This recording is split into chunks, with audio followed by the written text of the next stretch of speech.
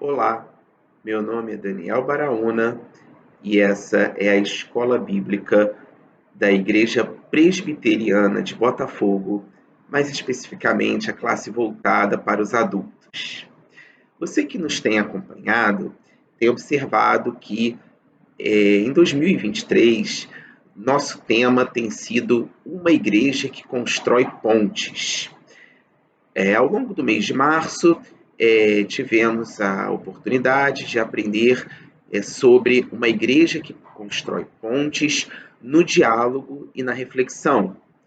Agora, para os meses de abril, maio e junho, nós estamos estudando, mais especificamente, uma igreja que constrói pontes na vida comunitária da igreja. O livro de apoio que estamos utilizando é chamado Igreja é Essencial, redescobrindo a importância do corpo de Cristo, cujos autores são Colin Hansen e Jonathan Leeman. Na última aula, nós tivemos a oportunidade de analisar o capítulo 1 desse livro. Hoje nós vamos analisar o capítulo 2, cujo título é Quem pode pertencer a uma igreja? Antes de começarmos, gostaria de convidar você a fazer junto comigo uma breve oração. Obrigado, Senhor, pela oportunidade de aprendermos um pouco mais sobre Ti e sobre a Tua palavra, Senhor. Pedimos a Ti nesse momento que Tu possas abrir as nossas mentes e os nossos corações para que possamos absorver esses pontos, esses assuntos da melhor forma possível, Senhor, de acordo com a Tua vontade. É assim que te pedimos, em nome de Jesus, nosso único e suficiente Salvador. Amém. Então, o capítulo 2 desse livro tem o título Quem pode pertencer a uma igreja? Indo diretamente ao ponto, como é de nosso conhecimento, as igrejas protestantes, de uma forma geral, elas aceitam como membros pessoas que se identificam como crentes por meio do batismo. Dessa forma, quando uma pessoa manifesta o desejo de se tornar membro de uma igreja e ela já foi batizada anteriormente, ela pode se tornar membro. E caso ela ainda não tenha sido batizada, ela precisa ser batizada para se tornar membro. No caso específico da Igreja Presbiteriana no Brasil, os filhos dos crentes também podem fazer parte da igreja após o batismo infantil como membros não comungantes. Entretanto, é importante destacar que essa pergunta vai muito além da igreja local. Essa pergunta ela pode ser extensiva também à igreja invisível. Então, nesse sentido,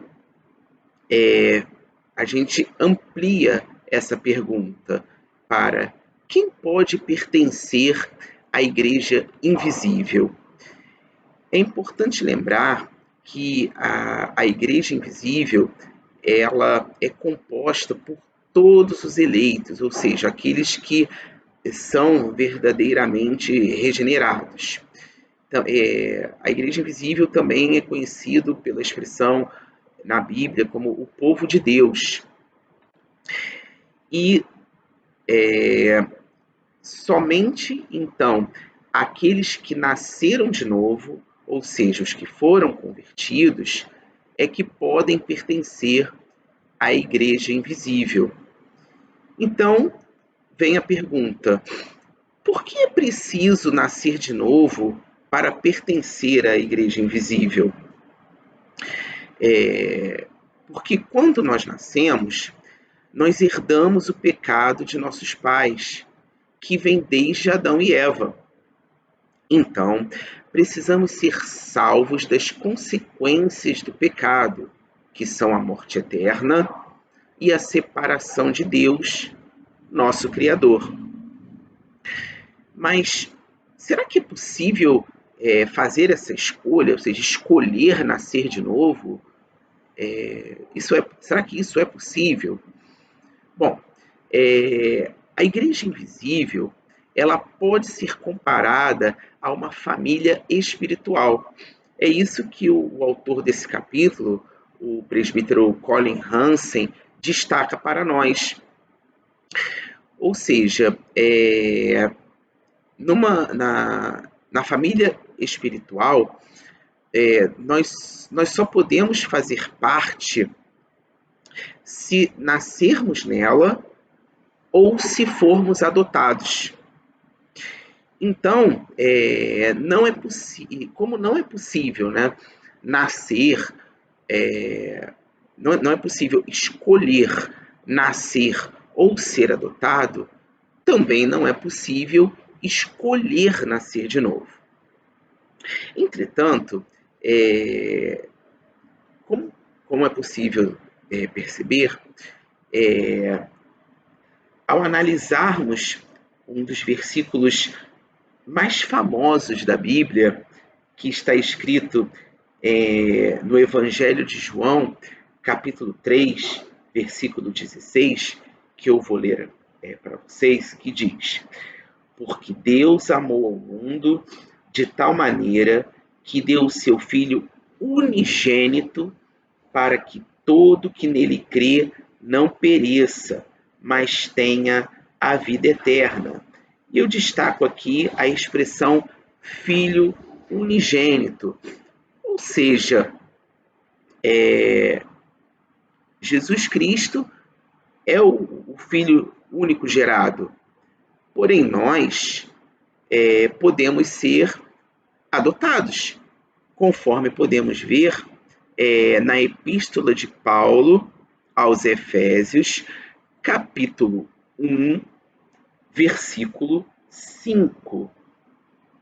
Ou até melhor, vamos ler a partir do versículo 3, que diz assim: Bendito o Deus e Pai de nosso Senhor Jesus Cristo, que nos tem abençoado com toda sorte de bênção espiritual nas regiões celestiais em Cristo, assim como nos escolheu nele antes da fundação do mundo, para sermos santos e irrepreensíveis perante ele, e em amor nos predestinou para ele para a adoção de filhos, por meio de Jesus Cristo, segundo o beneplácito de sua vontade.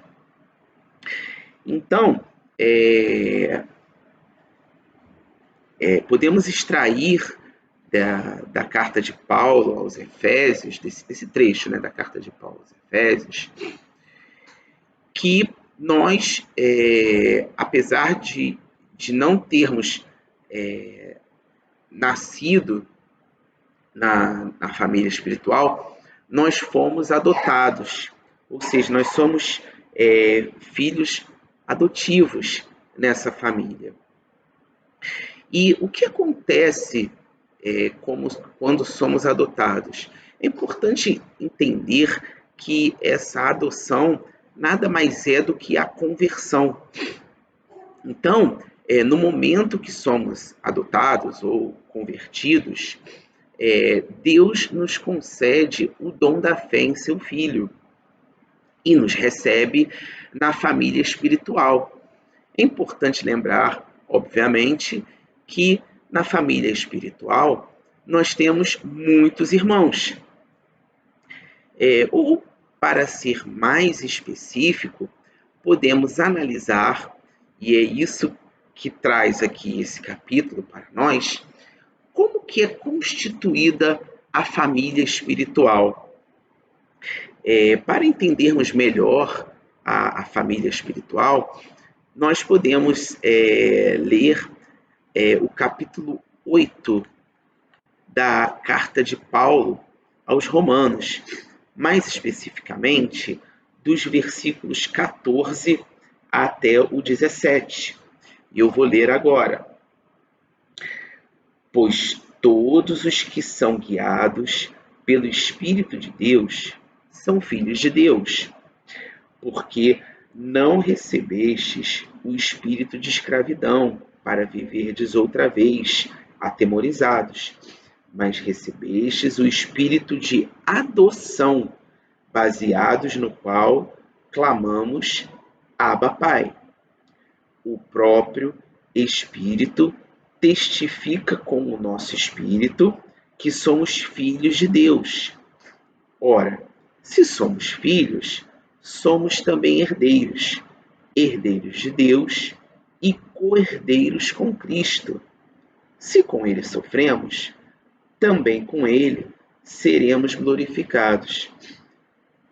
É importante destacar aqui desse texto, né, mais especificamente aqui até o versículo 16, que fala o próprio Espírito, ou seja, esse Espírito é com E maiúsculo, pois está se referindo ao Espírito Santo, né?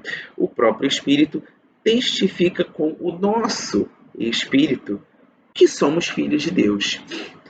Então, retornando à pergunta, como é constituída a família espiritual? Bom, a família espiritual ela é formada por Deus, que é o Pai, que nos predestinou para a adoção, conforme vimos na carta de Paulo aos Efésios, capítulo 1, versículo 5, que acabamos de ler. Mas Deus também é o Filho, o nosso irmão mais velho, Jesus Cristo, que morreu em nosso lugar para que pudéssemos fazer parte da família. E conforme podemos ver aqui no versículo 16 da carta de Paulo aos Romanos, capítulo 8, Deus é o Espírito que testifica com o nosso espírito que somos filhos de Deus. Ora, e nós? Onde estamos nessa família, na família espiritual? Sim, o versículo 17 nos mostra. Nós somos também herdeiros, herdeiros de Deus e co-herdeiros com Cristo. Que maravilha, não é verdade? Louvado seja o Senhor por isso. Então, qual a conclusão que podemos chegar nesse momento? A conclusão que podemos chegar é que, para pertencer a uma igreja local, geralmente é necessário ter sido batizado.